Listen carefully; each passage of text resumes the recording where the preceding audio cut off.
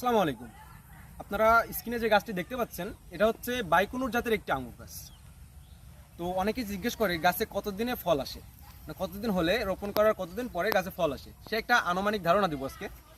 সেটা হচ্ছে আপনারা যদি একটু কাছ থেকে দেখেন, ক্যামেরার কাছে নাও, একটা থোকা এবং একটা থোকা, আর এই ডালে একটা থোকা, বড় থোকা।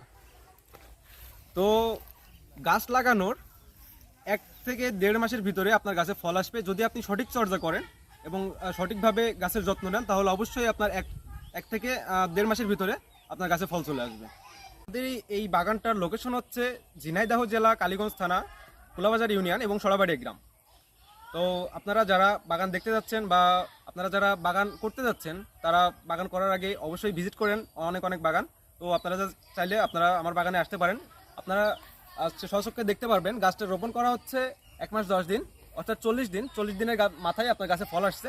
তো অবশ্যই আপনারা বাগান দেখে আপনাদের ভিতরে বাগান করার একটা ইচ্ছা জাগবে, অবশ্যই জাগবে।